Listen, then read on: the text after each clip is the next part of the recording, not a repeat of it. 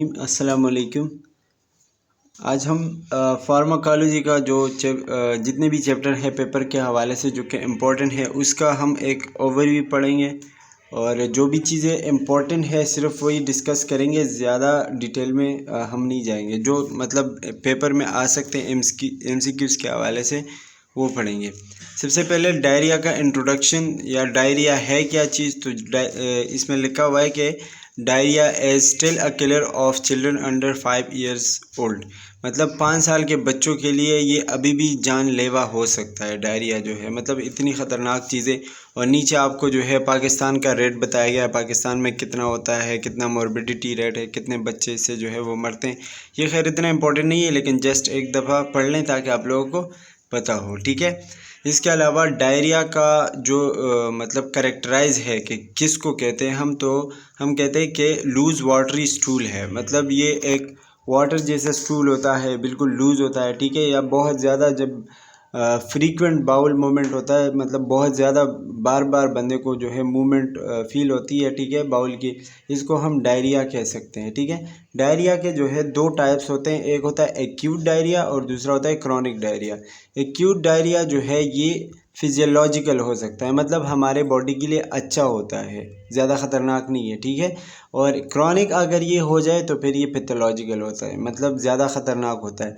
Physiological का मतलब ये होता है कि एक्यूट डायरिया में ये फिजियोलॉजिकल क्यों होता है, क्योंकि अगर हमारे बॉडी में कोई माइक्रोब वगैरह आया, कोई भी पैथोजन आया, तो डायरिया जब हमें हो जाता है तो ये इसी डायरिया के ज़रिए जो है वो जल्द से जल्द बाहर निकल जाता है, ठीक है। ये क्या होता है एक्यूट डायरिया, और ये फिजियोलॉजिकल होता है, मतलब अहम है, ठीक है। दूसरा है क्रॉनिक, तो क्रॉनिक पैथोलॉजिकल होता है, मतलब कुछ 1-2 दिन तक है तो सही है, फिर हम उसको कंट्रोल कर सकते हैं। लेकिन अगर क्रॉनिक में चला गया, बहुत ज़्यादा हो गया, बहुत टाइम तक डायरिया रहता है बॉडी में, तो फिर वो फिर पैथोलॉजिकल होगा, मतलब हमारे बॉडी के लिए ख़तरनाक होगा, ठीक है। ये आपको WHO का जो डेफिनेशन वगैरह बताया गया है, तो ये भी आप देख सकते हैं। डायरिया जो है वो मतलब 3 या 3 से ज़्यादा लूज़ वाटरी स्टूल को जब हम 24 घंटे में पास करते हैं, 3 या 3 से ज़्यादा, ठीक है, इसको हम डायरिया कह सकते हैं। नीचे आपको जो है 200 ग्राम पर डे, अगर इससे ज़्यादा स्टूल पास हो रहा है तो ये भी जो है वो डायरिया में आता है। अब इसके कुछ कॉजेज़ होते हैं, मतलब कुछ रीज़न्स होते हैं, एटोलॉजी होती है, ठीक है, जिसमें सबसे पहले होते हैं इन्फेक्शंस। मतलब इन्फेक्शंस की वजह से हो सकता है, फूड पॉइजनिंग की वजह से, कोई गलत चीज़ खा ली है, या ट्रैवलर्स डायरिया। अक्सर जब हम किसी एक जगह से दूसरी जगह सफ़र करते हैं तो मतलब रास्ते में खानों की वजह से या कोई और जो है वो पेरिस्टाल्टिक मूवमेंट की वजह से जो है हमें डायरिया हो सकता है। इसके अलावा एंटीबायोटिक्स के ज़्यादा इस्तेमाल की वजह से भी डायरिया हो सकता है, क्योंकि एंटीबायोटिक जो है वो हमारे बॉडी के नॉर्मल फ्लोरा को डिफेक्ट करते हैं, उन पे जो है वो असर करते हैं। तो जब वो नॉर्मल फ्लोरा पे असर करते हैं तो वो अपॉर्चुनिस्टिक इन्फेक्शंस प्रोड्यूस करते हैं, और जब इन्फेक्शंस प्रोड्यूस करते हैं तो हमारे बॉडी में बैक्टीरिया ज़्यादा हो जाता है, इसलिए हमें डायरिया हो जाता है, ठीक है। तो ये कुछ कॉजेज़ है, इसके बारे में पता होना चाहिए। इसके अलावा ये वाली जो स्लाइड है ये बहुत ज़्यादा इंपॉर्टेंट है कि बैक्टीरियल एजेंट्स कौन से हैं, मतलब बैक्टीरिया में क्या क्या चीज़ें हैं जिनकी वजह से डायरिया हो सकती है। तो इसमें शिगेला स्पीशी है, एस्केरिचिया कोलाई है जिसको हम ई कोलाई भी कहते हैं, वेब्रो कोलेरा है, ठीक है, और क्लोस्ट्रीडियम डिफिसिल है। ये बैक्टीरियल एजेंट्स है, ये अलग अलग नाम है, बैक्टीरियल एजेंट्स के अलग नाम है, वायरल एजेंट्स के अलग नाम है, और पैरासिटिक एजेंट्स के अलग नाम है। तो इन सब के बारे में आपको पता होना चाहिए। इसके अलावा वायरल एजेंट्स में रोटा वायरस, एडिनो वायरस आते हैं। पैरासिटिक एजेंट में जो है एंटी अमीबा हिस्टोलाइटिका आता है, गार्डिया आता है, ठीक है, और ये क्या है कि क्रेप्टोस्पोडियम एंड साइक्लोस्पोरा, ठीक है, ये जो है पैरासिटिक एजेंट्स है। तो ये जो बैक्टीरियल, वायरल और पैरासिटिक एजेंट्स हैं इनके नाम पता होने चाहिए, ठीक है। और इसके अलावा डायरिया के फिर 2 टाइप्स होते हैं, एक होता है ब्लडी डायरिया, एक होता है watery diarrhoea. Bloody diarrhoea, watery diarrhoea के नाम से ही पता चलता है, मतलब जब ब्लड आने लग जाए डायरिया में उसको हम ब्लडी डायरिया कहते हैं। और अगर नॉर्मल लूज़ वाटरी डायरिया है तो हम फिर उसको वाटरी डायरिया कहते हैं, ठीक है। ये आपको वाटरी डायरिया और ब्लडी डायरिया का मेकनिज़म बताया गया है, और ये जो मेम्ब्रेन वगैरह के इससे पास होकर मतलब चीज़ें बताती हैं, लेकिन ये बहुत ज़्यादा एक्सप्लेनेशन है तो इतना अहम नहीं है, ठीक है। एंटी डायरियल ड्रग्स होते हैं, अब ये बहुत ज़्यादा इंपॉर्टेंट है। इसके बाद जो चीज़ें हैं ये ख़ास तौर पर पेपर के लिए बहुत इंपॉर्टेंट है।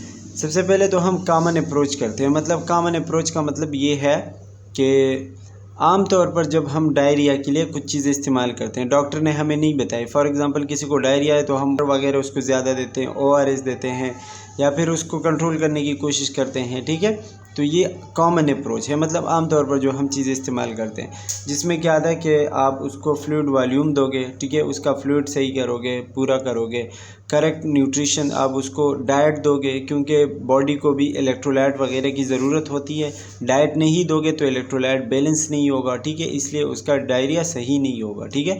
तो एंजाइम वगैरह जो है वो आप ज़्यादा दोगे, जो डाइजेस्टिव एंजाइम होते हैं, या ऐसे डाइट दोगे जो कि उसके इलेक्ट्रोलाइट बैलेंस को पूरा करे।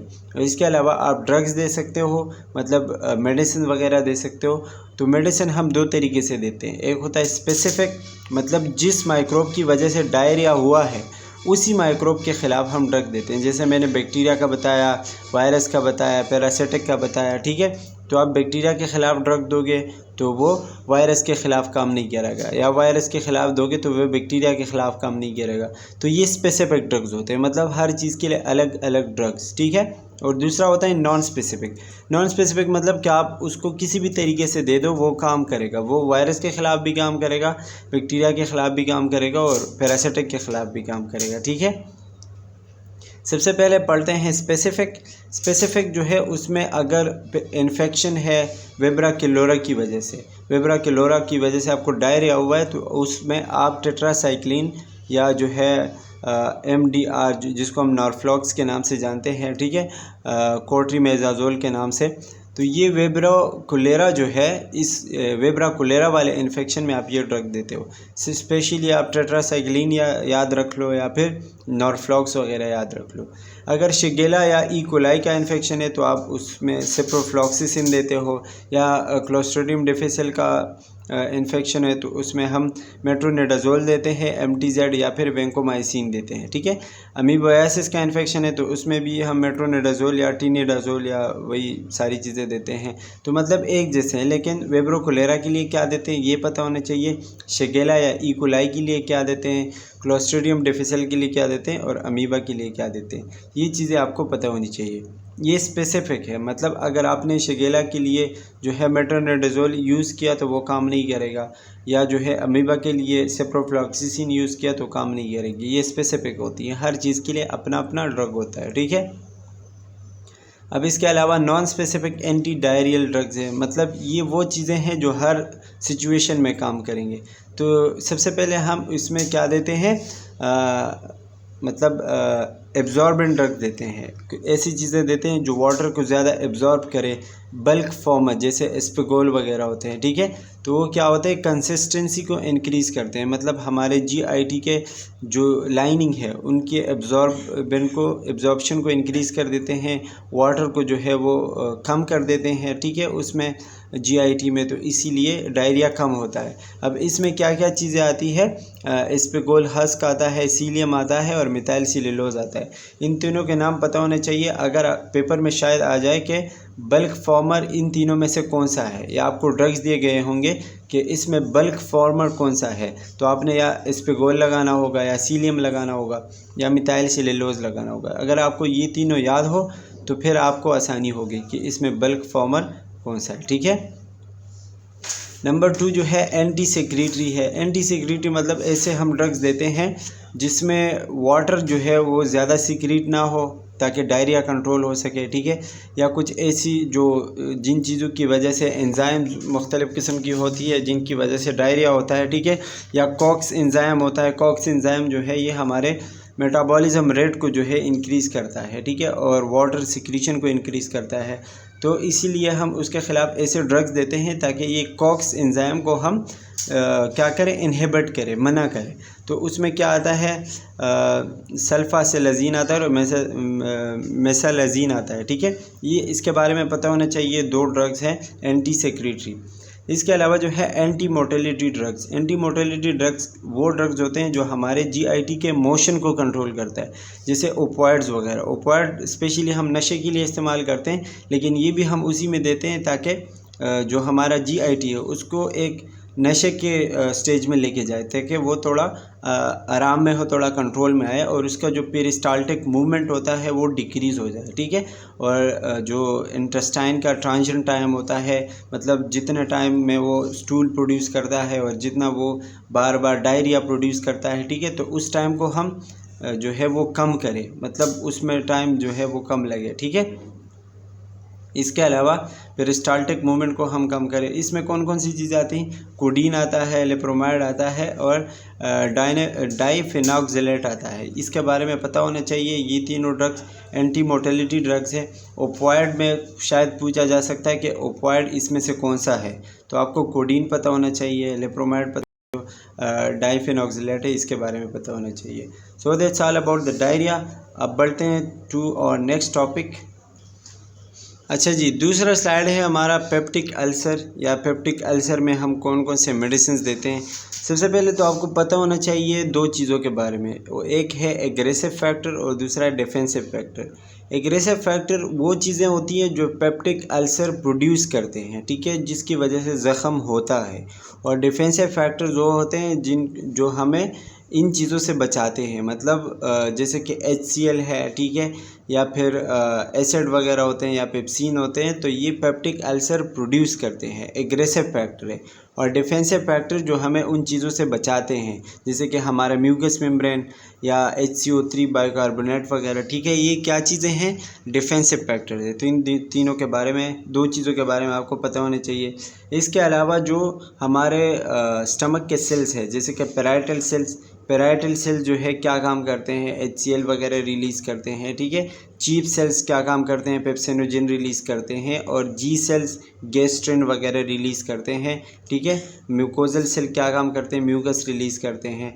ये जो जितने भी आपके स्टमक के सेल्स है, इनका काम पता होना चाहिए। HCl कौन से सेल्स रिलीज़ करता है, या पैराइटल सेल का काम क्या है, चीफ सेल क्या है, गैस्ट्रिन क्या है, और म्यूकोजल सेल क्या है या म्यूकस सेल्स क्या है, ठीक है। फिर हम इस जो पेप्टिक अल्सर है, इसमें हम मुख्तलिफ़ किस्म के ड्रग्स देते हैं और मुख्तलिफ़ किस्म के उसके मतलब तरीके को देख के ड्रग देते हैं। जैसे गैस्ट्रिक एसिडिटी को कम करने के लिए हम एंटासिड देते हैं। अल्सर को कम करने के लिए जो है H. पाइलोरी के ख़िलाफ़ ड्रग देते हैं, अल्सर के ख़िलाफ़ ड्रग देते हैं। तो ये हम आगे पढ़ेंगे, ठीक है। सबसे पहले जो है इसमें H2 रिसेप्टर होते हैं, ठीक है। H2 रिसेप्टर का आपको सफिक्स और प्रीफिक्स याद होने चाहिए, अगर जिसमें सिमेट्रिडीन, फेमोट्रिडीन और रानेट्रिडीन आते हैं। तो इसके आपको ये जो स्पेशली नाम है ना, जैसे टेडीन आया है, तो टेडीन जब भी आएगा तो वो आपको H2 रिसेप्टर के बारे में बताएगा कि ये H2 रिसेप्टर ब्लॉकर्स है, ठीक है। तो इसके बारे में आपको पता होना चाहिए, याद होना चाहिए। दूसरा आता है प्रोटॉन पंप इनहिबिटर। ये ओमेप्राजोल, पेंडाप्राजोल, ज़िमोप्राजोल वगैरह आते हैं। तो जब भी प्राजोल आएगा तो वो प्रोटॉन पंप इनहिबिटर का आपको बताएगा, ठीक है। इसके अलावा एंटीकोलिनर्जिस है, तो ये पेरेंजेपिन और ये सारी चीज़ें इसमें होती है। जिपिन वगैरह जो आएंगे वो आपको एंटीकोलिनर्जिक्स के बारे में बताएगा, ये पता होना चाहिए, ये ऐसे ही आएंगे पेपर में, ठीक है।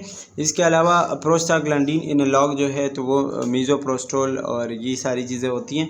तो ये आगे हम खैर पढ़ेंगे डिटेल से। इसके अलावा एंटासिड्स आएंगे। एंटासिड के बारे में आपको पता होना चाहिए। कुछ ऐसी ड्रग्स होती हैं जैसे सोडियम बाइकार्बोनेट, सोडियम साइट्रेट, ठीक है, ये आपके पूरे सिस्टमेटिक ड्रग्स होते हैं, मतलब आपके पूरे सिस्टम पे इफ़ेक्ट करते हैं, ठीक है। और नॉन सिस्टमेटिक होते हैं जैसे मैग्नीशियम हाइड्रोक्साइड, एल्यूमिनियम हाइड्रोक्साइड और मेगाल्ड्रेट। तो ये कुछ ड्रग्स हैं जो कि मुख्तलिफ़ पर्पसेस के लिए हम GIT में यूज़ करते हैं, स्पेशली पेप्टिक अल्सर के ट्रीटमेंट के लिए। इसके अलावा जो है अल्सर प्रोटेक्टिव है, सुक्राल फैट है, ये सारी चीज़ें हम आगे पढ़ेंगे, ठीक है, एंटीपायलेटिक है। अच्छा, अब आते हैं H2 एंटागोनिस्ट पे, जो H2 रिसेप्टर ब्लॉकर है। तो इसमें सबसे पहले तो आपको, जैसा कि मैंने बताया कि टेडीन वाले जो जितने भी ड्रग्स हैं, तो वो आपको H2 वाले ड्रग्स बताएंगे, मतलब H2 रिसेप्टर्स होंगे, सिमेट्रिडीन, रानिट्रिडीन और फेमोट्रिडीन, ठीक है। फिर आपके जो है इसका आपको इसका मैकेनिज़्म ऑफ एक्शन पता होना चाहिए कि जो ये टिडीन वाले ड्रग्स है, H2 रिसेप्टर्स है, ये काम किस तरीके से करते हैं। तो ये क्या करते हैं कि ये आपके पैराइटल सेल्स को ब्लॉक करते हैं। पैराइटल सेल्स वो सेल्स होते हैं जो आपके स्टमक के अंदर HCl रिलीज़ करते हैं, ठीक है। तो सिंपल आप ये कह सकते हो कि जो H2 रिसेप्टर्स है या जो H2 ब्लॉकर्स है ये जाके आपके पैराइटल सेल्स के ऊपर इफ़ेक्ट करते हैं और आपके इस स्टमक के अंदर एसिडिटी को कम करते हैं, ठीक है।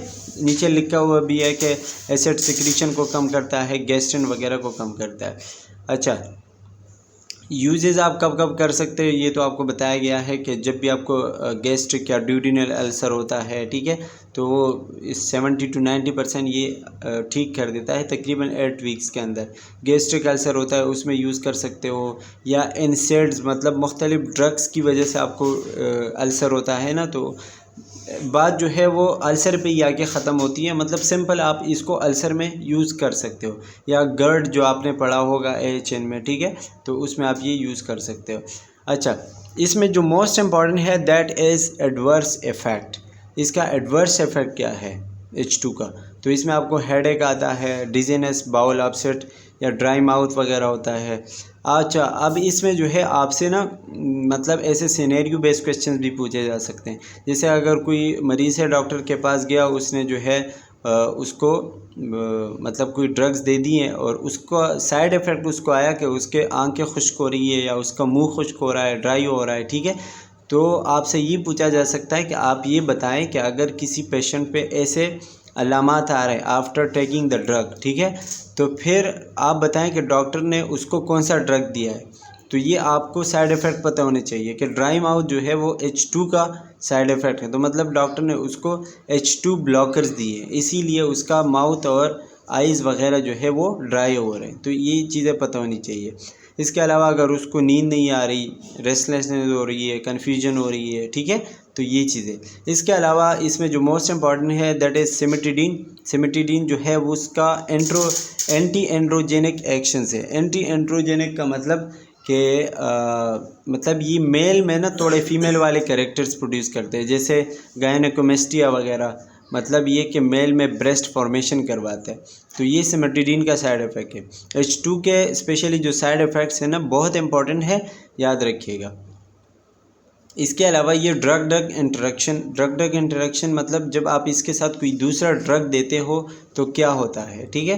तो सिमेटिडीन जो है अगर आप इसके साथ CYP 450 आइसो एंजाइम है, मतलब ये एक ऐसा एंजाइम है जो कि हमारे मेटाबॉलिक रेट को इंक्रीज़ करता है, हमारे मेटाबॉलिज्म में काम करता है। तो अगर आप ये सिमेटिडीन के साथ देते हो तो क्या होता है कि ये आपके हेपेटिक ब्लड फ्लो को कम करता है, मतलब आपके ब्लड फ्लो जो आपके लीवर से होके जाती है, ठीक है, उसको कम कर देता है, आपके ब्लड फ्लो को ख़राब कर देता है। तो जब आप सिमेटिडीन और ये CYP 450 आइसो एंजाइम जो है ये एक साथ देते हो तो ड्रग इंटरेक्शन होता है, जिसकी वजह से आपका blood flow, hepatic blood flow जो है वो ख़राब हो जाता है, और इसकी वजह से जो हमारे मुख्तलिफ़ किस्म के ड्रग्स होते हैं जो कि जाके लीवर में एब्जॉर्ब होते हैं, वहाँ पे साफ़ होके फिर हमारे बॉडी तक पहुँचते हैं, तो वो काम नहीं हो पाता, ठीक है।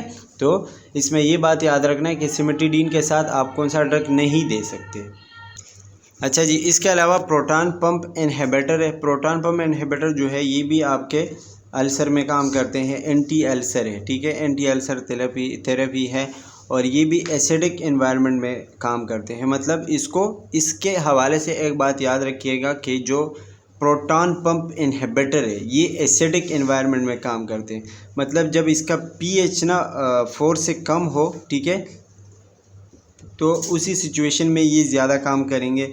और ये जो है वही जो मैंने आपको बता दिया कि पेंटोप्राजोल, ओमिप्राजोल, लेंजोप्राजोल, ठीक है, ये सारे वही ड्रग्स हैं। तो प्राजोल वाले जितने भी ड्रग्स हैं वो आपके PPI में आएंगे, और इसका जो लाइफ टाइम है, मतलब जो हाफ़ लाइफ है वो बहुत कम होता है। ये आप जो है जब लेते हैं, ठीक है, जब आप ये ड्रग खाते हैं तो 1 से 2 घंटे के अंदर आपके बॉडी में ये ख़त्म हो जाता है, लेकिन इसका जो असर है वो 24 से 48 घंटों तक रहता है। ये बात याद रखनी है इसमें। और ये आपने जो है खाने से आधा घंटा या घंटा पहले लेना है। तो इसमें 2-3 चीज़ें आ गई, खाने से पहले लेना है, ठीक है। दूसरी बात, इसका जो शॉर्ट हाफ़ लाइफ है वो बहुत शॉर्ट है, 1 से 2 घंटे, मतलब आपने ले लिया आपके बॉडी तक, आपके बॉडी में 1-2 घंटे तक रहेगा फिर ख़त्म हो जाएगा, ठीक है। लेकिन इसका जो इफ़ेक्ट है, इसका जो असर है या इसका जो एक्शन है वो 24 से 48 आवर्स तक रहता है। तो ये पता होना चाहिए। कब कब देते हैं, थेरापेटिक यूजेस क्या है, गर्ड में देते हैं, पेप्टिक अल्सर में देते हैं, ब्लीडिंग में देते हैं अगर ब्लीडिंग हो रही है पेप्टिक अल्सर की वजह से, एनसेड या ज़ोलिंगर एलिसन सिंड्रोम है, ठीक है, वही अल्सर के इर्द गिर्द बात घूम रही होती है। ये वही आपको नाम बताए गए हैं कि कौन से ड्रग्स है, ठीक है। इसके अलावा इसका जो एक्शन है, मैकेनिज़्म ऑफ एक्शन, ये बहुत ज़्यादा इंपॉर्टेंट है पीपीआई के हवाले से कि मैकेनिज़्म ऑफ एक्शन पीपीआई का क्या है कि जब भी पीपीआई, जैसे कि मैंने आपको बता दिया, प्रोटॉन पंप इनहिबिटर्स, ये एसिडिक एनवायरनमेंट में काम करेंगे। अगर पीएच 4 से कम हो, 5 से कम हो, मतलब एसिडिक हो, ठीक है, तो उसमें ये अच्छे से काम करेंगे। अब अगर आपको ऐसा दिया गया है कि मतलब अगर हम पीपीआई के साथ कोई ऐसा ड्रग दें जो पीपीआई का काम कम करे, ठीक है, तो वो कौन सा ड्रग होगा, मतलब ड्रग ड्रग इंटरेक्शन में कौन से दो ऐसे ड्रग्स होते हैं अगर हम उसको पीपीआई के साथ देते हैं, कोई भी ड्रग जो हम पीपीआई के साथ देते हैं तो पीपीआई का एक्शन वो ख़राब करेंगे, नहीं पीपीआई को काम करने देंगे, तो कौन सा ड्रग होगा। पीपीआई जैसे कि मैंने आपको बताया कि एसिडिक एनवायरनमेंट उसको चाहिए, और आप उसके साथ अगर फॉर एग्ज़ाम्पल एंटा एसिड देते हो जो कि एसिडिटी को कम करता है, तो ऑलरेडी एंटा एसिड है, मतलब एंटा एसिड ये कि स्टमक के अंदर जो एसिडिटी है वो कम करेगा। लेकिन अगर आप उसको पीपीआई के साथ देते हो तो पीपीआई को तो एसिडिक एनवायरनमेंट चाहिए, तो इसलिए उस सिचुएशन में पीपीआई काम नहीं करेगा, क्योंकि एंटा एसिड ने ऑलरेडी एसिडिटी कम कर दी है और पीपीआई को एसिड चाहिए, ठीक है। तो इस वजह से ड्रग ड्रग इंटरेक्शन इन दोनों के बीच में आता है, ठीक है, और ये एक दूसरे का जो है वो इफ़ेक्ट कैंसिल कर देते हैं। तो जब भी हम एंटा एसिड और पीपीआई एक साथ देते हैं तो ये पीपीआई का जो है इफ़ेक्ट ख़राब कर देते हैं, काम नहीं करने देते उसको एंटा एसिड्स, ठीक है। ओमेप्राजोल और ये सारी चीज़ें बताई, CYP 2C19, ये एंजाइम होते हैं, मतलब ये ड्रग ड्रग इंटरेक्शन में आते हैं, ठीक है। और इसके अलावा और भी बहुत सारी आपको बताई गई है कि ओमेप्राजोल जो है इनहिबिट द मेटाबॉलिज्म ऑफ वारफरीन, वारफरीन का जो मेटाबॉलिज्म होता है, मतलब इसके साथ आप वारफरीन भी नहीं ले सकते, ठीक है। अगर ओमेप्राजोल के साथ आपने वारफरीन ले लिया तो भी काम नहीं करेगा, ठीक है, या फेनिटोइन ले लिया, या डाइज़ापैम ले लिया, या साइक्लोस्पोरिन ले लिया, तो ये जो है इसके साथ ड्रग ड्रग इंटरेक्शन में आते हैं, मतलब इसके साथ जब आप लेंगे तो ये काम नहीं करेंगे, ठीक है, ये चीज़ें याद होनी चाहिए।